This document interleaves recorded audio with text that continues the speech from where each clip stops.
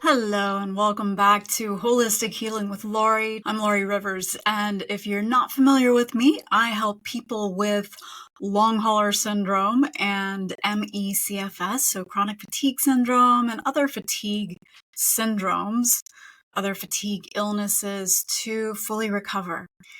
And that includes things like fibromyalgia and tons of other chronic illnesses. And today we're going to be talking about an issue, a subject that is really difficult. Hopefully you're not having too much difficulty with it, but that is relationships. And especially around the holidays, it can be difficult to navigate your relationships. And especially if you are in group settings or if you end up seeing family and friends that maybe you haven't seen for a while. So we're going to talk about how to communicate with people about your illness, if that's something that you choose to do, and you may not choose to do it, actually. So we'll get into that in just a bit here. Also, just to let you know, a part of what we're going to be talking about today is something that I'll be going into more, actually two things, that I'll be going into more in some upcoming free workshops. So there's one in November that is a free workshop, and it's tapping for holiday gatherings and just for the holidays in general. So we're actually going to be doing a technique that's called emotional freedom technique. And you may be familiar with this. It's tapping on certain acupressure points. And it's actually been proven to lower cortisol levels, to improve your nervous system function, to improve your heart rate variability, and all these wonderful things. And additionally, you just feel better emotionally and even physically. I'll be offering that, and that will help, hopefully, assist you, help you if you do have any upcoming events or even just small events, or even if just the holidays are difficult for you, which I know they are for a lot of people, even people who are not ill. And then the second one is crash-free holidays. So one of the things that people with long hauler syndrome and with chronic fatigue syndrome and fibromyalgia and other things, one of the things that people deal with is post-exertional malaise. So it's this thing of if you overdo it, for some people even just a teeny little bit, then you end up crashing, and it makes you so much worse for either a short amount of time or for a long amount of time. And we really want to stay away from crashes as much as possible in order to give the body more time to heal and to recover. I'll go more into that during that workshop as well, but you can sign up for both of those for free. We'll have the opt-ins, we'll have the links down below. And let's get to it though. So we're going to be talking about a couple of different kind of categories here as far as communicating with people about your illness. And this was really inspired by somebody in our Facebook group. And we'll try to put a link to the Facebook group down there as well. And they said, how in the world are we supposed to interact or be in events where we are expected to interact with people like a normal person? And again, when we're talking about the holidays, you might have family events coming up, and all of this depends on what phase of recovery you're in. If you're in phase 1, where you're still bedbound, then you're probably not going to be interacting with a group of people, or hopefully you're not going to be, because that could be detrimental to you.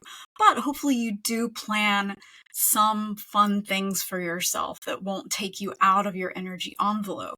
Whereas if you're in phase 3 or phase 4, then you might even be able to actually physically go to an event. So to answer that person's question, I would say, gosh, please don't expect yourself to act as if and to be as if you're not sick.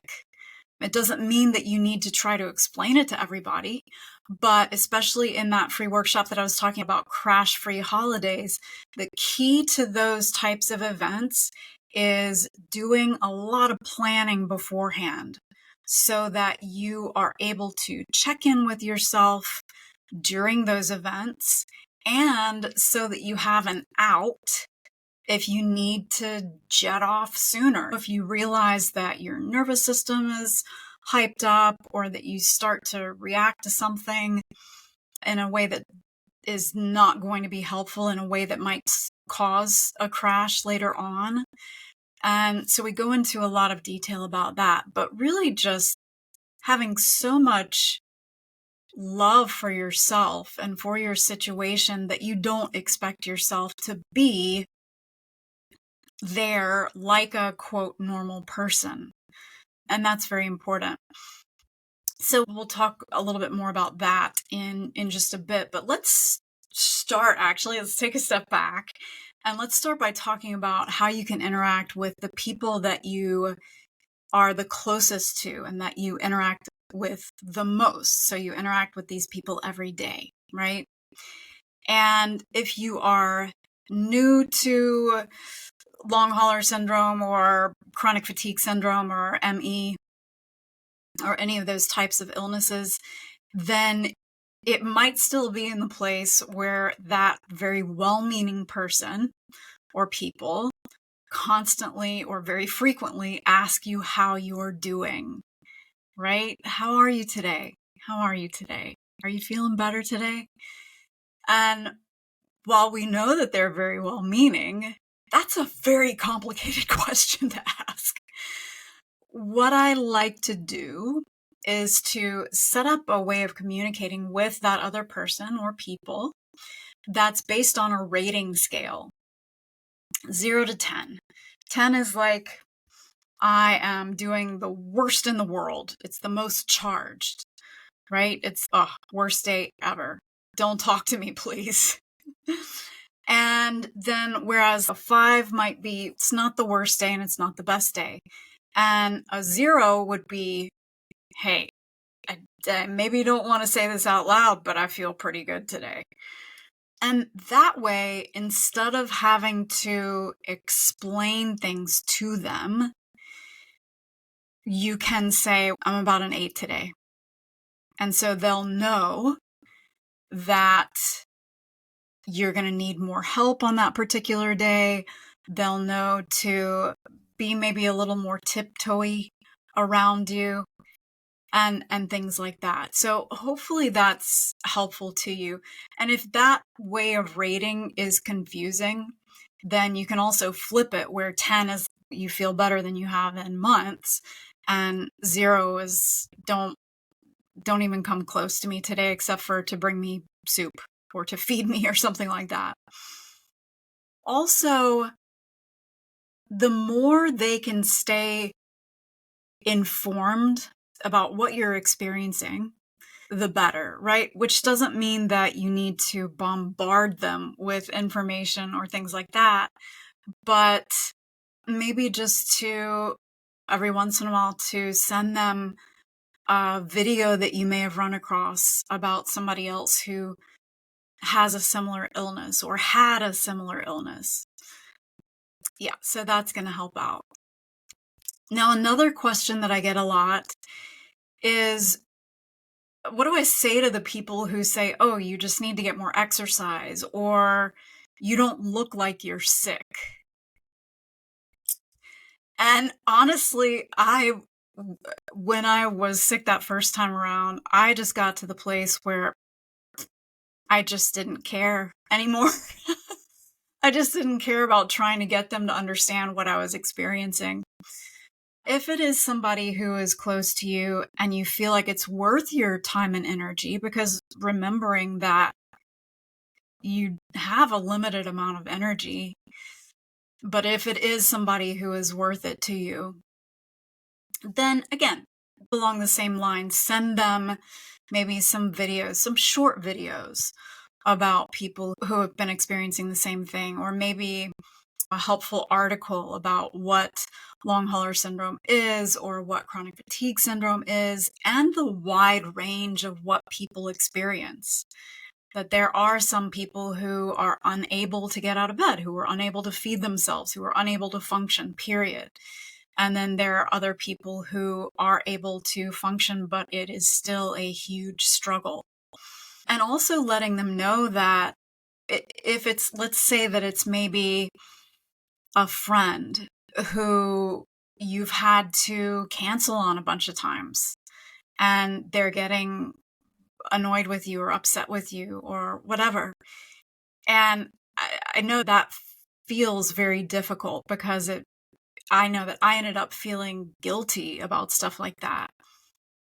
But letting them know that, hey, I actually have this chronic illness. And so the times that I do have to cancel, it's because it's pretty bad off. I'm not able to leave the house, or I'm not because of emotional stuff, but because of physical things or emotional things. Again, I really got to the place where it was, you know what? If they don't understand, then it's not my job to try to make them understand. And frankly, I did end up losing a fair number of friends. And honestly, at that point when I did care, and I think a lot of it also has to do with being in our own power, as cheesy as that sounds, but really acknowledging to ourselves that what we are experiencing is real. Because I kept questioning myself for 8 years. I would say, is this really real? Nothing's showing up. But the thing is that the more you can accept that what you're experiencing is real and is valid, then you are more able to say, hey, I can't do that today, and it's because of the illness that I experience. It doesn't have anything to do with you. So, hopefully that is helpful. Now, speaking of helpful, let's talk about the people who say, you should try this, you should do this, you should do this and this. And even if it creates a rage inside of you that is like the million suns, which is totally understandable, just knowing that ultimately they are trying to be helpful. And also knowing that it is probably super scary to them that you are experiencing this, because it means that they could possibly experience it as well. They're going to try to find a way to fix it or to help you out. So again, it's coming from a well-meaning place, or it's coming from a place of fear, or a combination of both. But I think my favorite response to that is, awesome, thank you. I will add that to my list of things to try. And then that way you're not making them feel badly about being interested in your well-being. And at the same time, you're not promising that you're going to hop on it. And you're not trying to explain to them that you have tried a bazillion different things and that you've already tried that and that it doesn't work because of this and this. You're validating yourself and you're validating them at the same time. Now, even having said that, I also hope that you can always come back to this thing of, you're not saying things so much to try to make the other person feel better as you're saying things to take good care of yourself. That comes first and foremost. And yeah, socializing, being around, even just being around just a couple of people, or even just having one visitor, can be very taxing for some people, which I was totally there.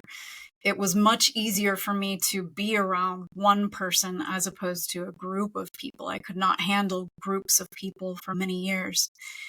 But even if you are planning on a Zoom conversation with one person, with a friend, or a phone call, or whatever it might be, again, planning it into your pacing plan is really important.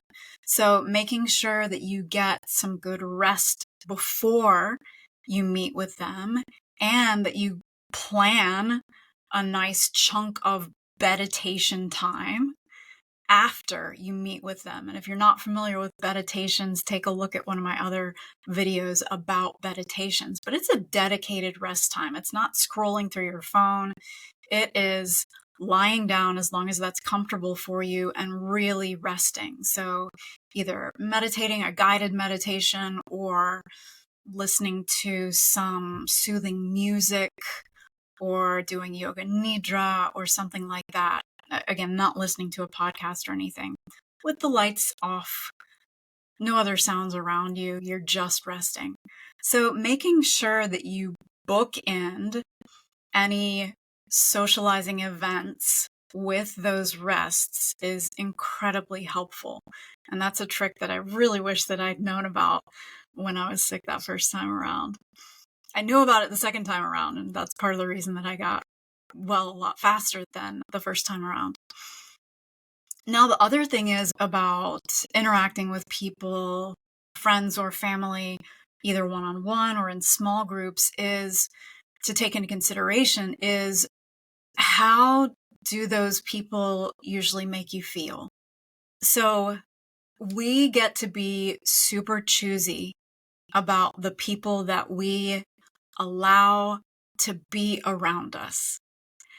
So if this is a friend who traditionally has been super negative and complains about everything and focuses on the negative and the things that aren't working and just feels like a drain to you even when you weren't sick, email is going to be a better choice to communicate with somebody like that.